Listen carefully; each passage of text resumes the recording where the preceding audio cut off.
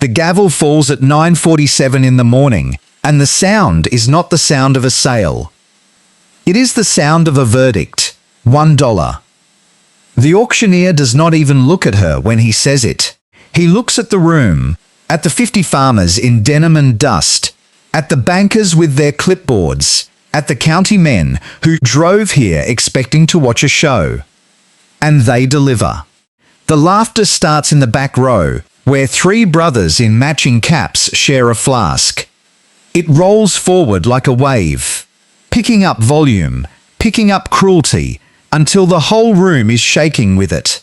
A woman in the front row actually wipes her eyes.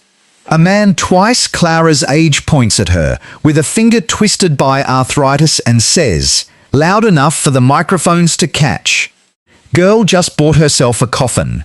The property is 40 acres of nothing. The soil tests came back toxic. The well is dry. The last family who tried to farm it left in the middle of the night 6 years ago, and the county has been trying to give it away ever since. Clara stands in the center of that laughter with her spine straight and her hands empty except for a single crumpled bill. She does not smile. She does not flinch. She walks to the table, signs the deed with a pen that skips twice, and folds the paper into the pocket of her grandfather's jacket. The laughter follows her out the door, down the courthouse steps, all the way to her truck that has 198,000 miles, and a passenger door that only opens from the inside. She drives 32 minutes down county roads that turn from asphalt to gravel to dirt. The gate is lying on its side, eaten by rust. She steps over it. The grass comes up to her waist, thick and pale, seeded by decades of neglect. Somewhere in the distance, a crow screams. She walks 50 yards in, just far enough that the road disappears behind her. And that is when she sees it. A door, metal, set flat into the earth, half hidden by a mat of dead thistle. She kneels. The metal is warm from the sun. There is a handle, pitted with orange rust. She pulls. The shriek of corroded hinges cuts through the field like a warning. And the smell that rises from the blackness below does not smell like decay. It smells like apples, like fire, like money. She stares into that dark opening, and for the first time since the laughter began, she almost smiles. Because 40 acres of nothing just became 40 acres of something they could not see. Something they were too busy laughing to look for. Something that is about to make every single one of them choke on their own mockery. But you do not understand what is in that hole yet. And you will not understand until you understand what put her in that field with $1 and nothing left to lose. 18 months ago, Clara Halloway was not a farmer. She was a ghost in a call center, tethered to a headset, reading scripts about extended warranties to people who hung up before she finished her first sentence. She lived in a studio apartment where the radiator clanked like a dying heartbeat, and the only window faced a brick wall. She sent half her paycheck to a mother she had not seen in 3 years, a mother who was swallowing pills she could not afford for a back that had been broken by 20 years of cleaning other people's houses. The phone call came at 2 a.m. on a Tuesday. Her mother's landlord, 3 months behind on rent. Eviction proceedings started. Clara sat on the edge of her mattress, the phone still warm against her palm, and she realized with a clarity that felt like falling that she had spent 5 years running in place. She had no savings. She had no degree. She had no one. The next morning, she quit her job. She packed everything she owned into 3 garbage bags and drove south until the highways turned into 2-lane roads, and the 2-lane roads turned into red dirt. She found her mother in a motel room that smelled of mildew and despair, and she made a promise she had no idea how to keep. "I will get you a house," she said. "Not an apartment, not a rental, A house on land that no one can take from us. Her mother did not believe her.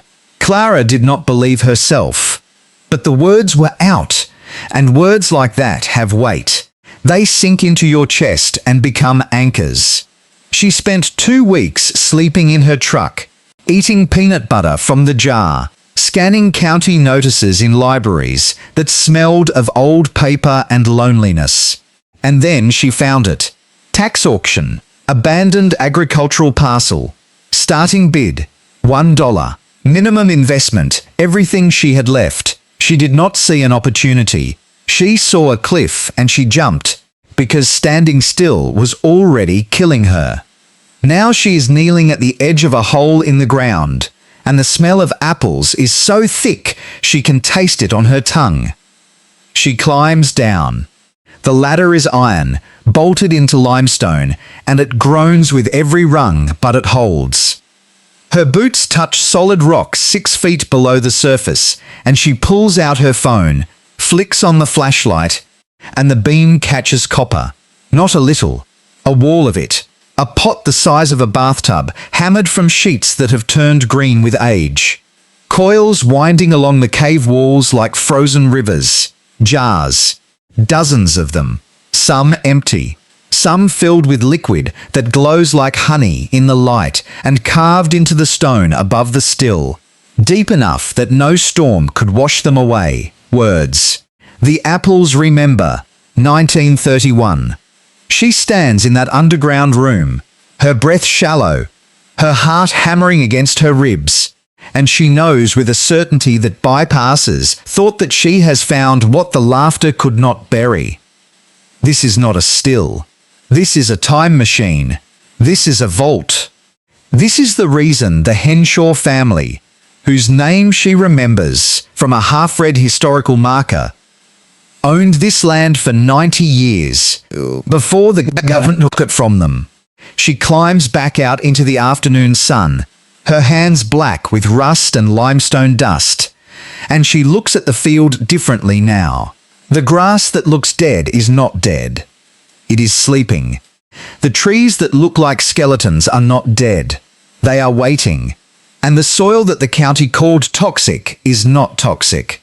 It is preserved. Untouched by modern chemicals because no one dared touch it. She walks to the nearest tree, one of 5 ancient apples standing like monuments in the sea of grass, and she breaks a twig. The wood inside is green, alive. She presses her forehead against the bark, and she whispers, "I remember too." The first failure comes within 48 hours. She borrows a chainsaw from the only neighbour who will look her in the eye, a widow named Mrs. Gable, who lives 3 miles down the road, and who warns her, "That land eats people, child." Clara spends 6 hours clearing a 20-foot radius around the cave entrance, cutting thistle, dragging brush, her arms shaking with exhaustion. At dusk, she lights a match to burn the pile. The wind shifts. The fire jumps. She spends 3 hours beating flames with a wet sack, her hair singed, her eyebrows gone, a burn blister rising on her neck. She saves the field, but she loses the chainsaw in the chaos, buried under ash and embers. The second failure comes on day 5. She digs a test hole for a new well, 30 yards from the stone well that the county records say ran dry in 1987. She digs for 6 hours, down through clay and shale, her hands blistered and bleeding through work gloves that have worn to threads. At 9 feet, she hits water, murky, brown, smelling of sulphur. She cups it in her palms, tastes it, spits it out. Undrinkable, unusable. She sits on the edge of the hole and stares at the horizon. And the Henderson brothers drive by in their lifted truck, the one with the Confederate flag decal faded to pink. They do not honk this time. They just slow down, stare at her filthy clothes and her burned hair, and one of them mouths the word "stupid" through the glass, so clearly she can read his lips. The third failure comes on day 12. She has been grafting. She found a book in the county library, pages brittle as dead leaves on heirloom apple propagation. She took cuttings from the ancient trees, whittled them to wedges, inserted them into rootstock. She dug from the wild saplings at the field's edge. She tended them like infants, shading them with cardboard, watering them from jugs she hauled from a gas station 2 miles away. On the 12th morning, she finds them black. Root rot, fungus from the clay soil. Every single one dead. She stands in the row of her dead grafts, the sun beating down, the Henderson brothers' truck passing in the distance. And, for the first time since the auction, she cries. Not quiet tears. Racking, ugly sobs that bend her double and drive her to her knees in the dirt. She cries for the call centre. She cries I've her mother in the motel. She cries for the $1 that was supposed to be the beginning of everything, and now feels like the price of her own humiliation. The laughter was right. The laughter was always right. She is a fool. She sleeps in her truck that night, parked beside the stone well, the deed crumpled on the dashboard where she can see it. She wakes at 3 a.m. to the sound of rain. Not a gentle rain. A roaring, sky-splitting storm that turns the field to mud and lights the cab of her truck with flashes of white. She sits up, fogging the glass with her breath, and through the lightning she sees the cave door. The water is rushing across it, clearing the mud, revealing the iron in stark relief, and something else. A pipe. A clay pipe protruding from the earth near the door, carrying water away from the entrance. She grabs her flashlight, steps into the storm, and follows it. 20 yards, 50 yards. The pipe runs downhill, ancient and cracked but intact, and it empties into a stone basin she has never seen before, hidden under a mat of trumpet vine. The basin is full, not of sulphur water, of clear, cold, sweet water that overflows into a channel cut by hand 100 years ago. She kneels in the mud and drinks from her cupped hands, the rain pounding her back, the lightning showing her the truth. The well did not run dry. It was diverted. The Henshaws built a spring house. They hid their water the same way they hid their still. She laughs then, a sound that is half madness and half relief, and the thunder swallows it whole. She has water, she has trees, she has a still. What she does not have is time. The secret method is not in the still. It is in the apples. She spends 3 days in the cave, cataloguing the jars, reading the labels written in faded ink. Henshaw's fire, Henshaw's gold, the last press. She finds a journal, leather-bound, swollen with moisture but legible, wedged behind the condenser coils. Jeremiah Henshaw's handwriting, spidery and urgent. Recipes. Not just recipes. A methodology. He was not making moonshine.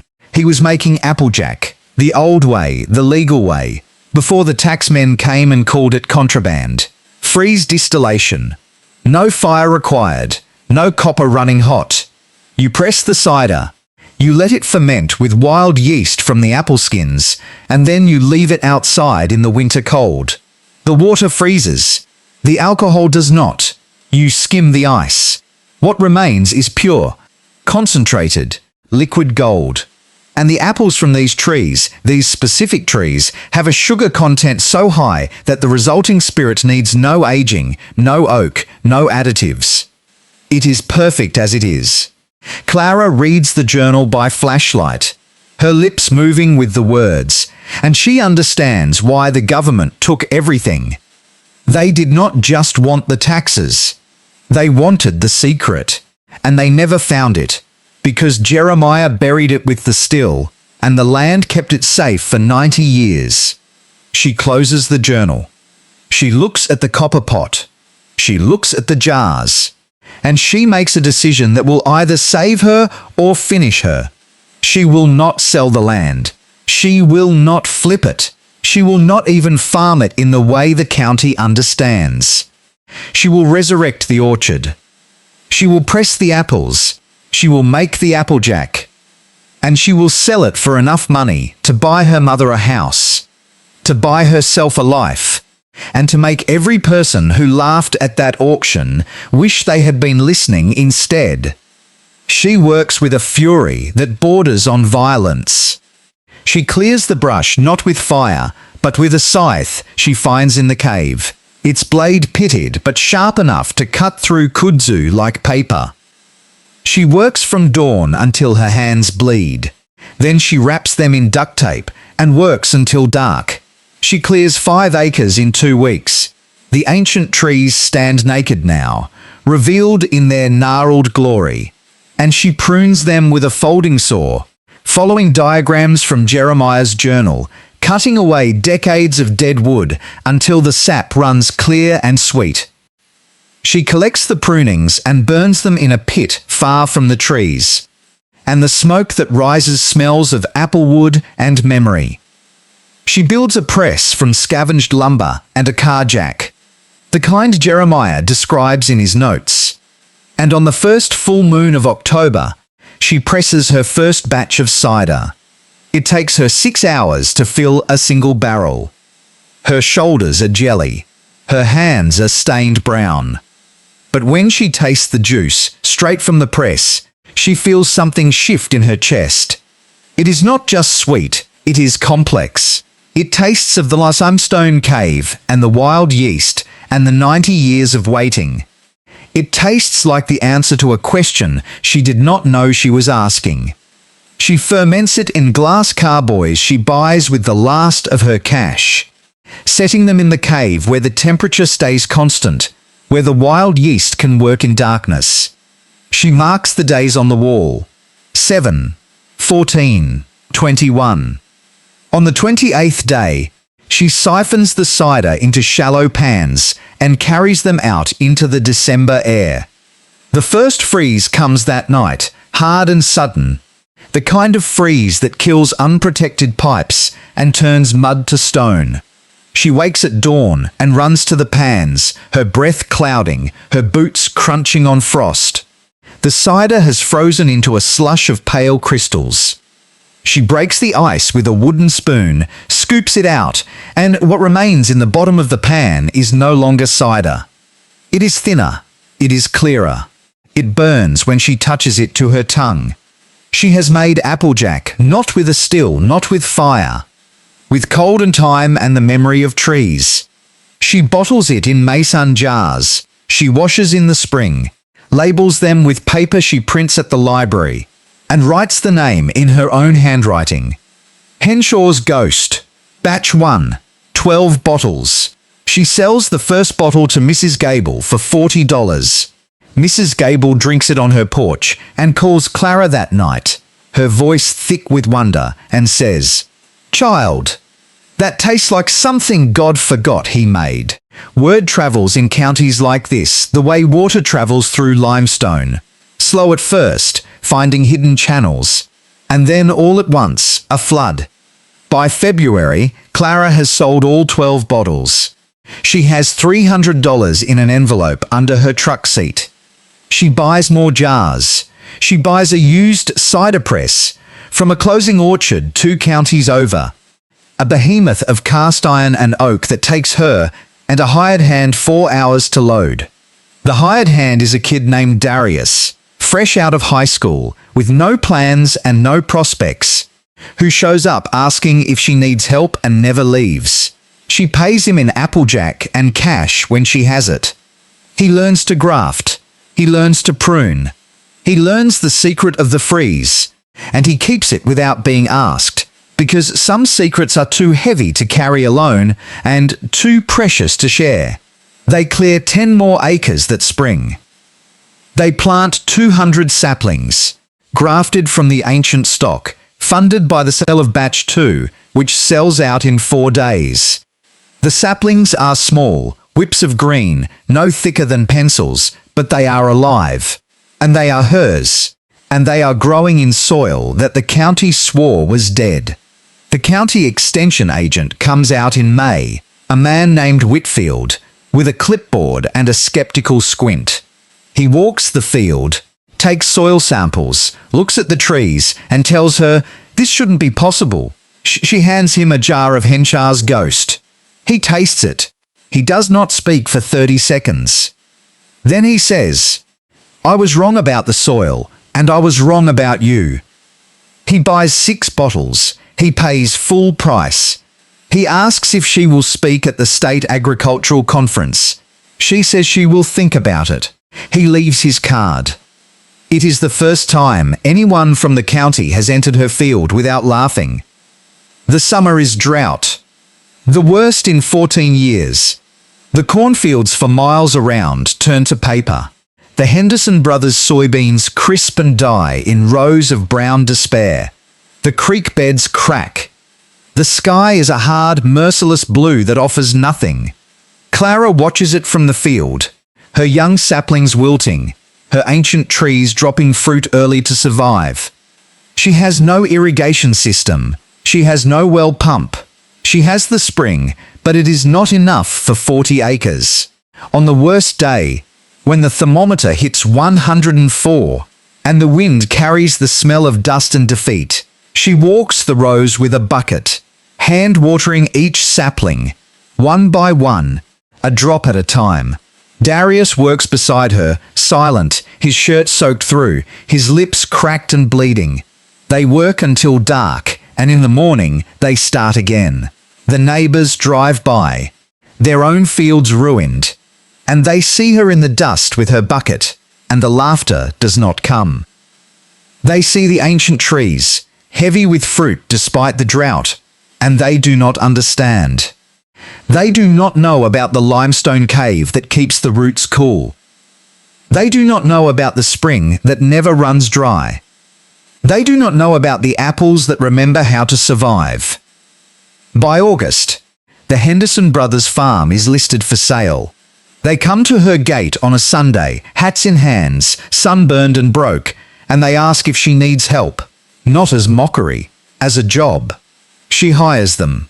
She pays them in cash from batch 4, which sold out in 2 hours after a food blogger from Raleigh wrote a feature. She teaches them to prune. They teach her to weld.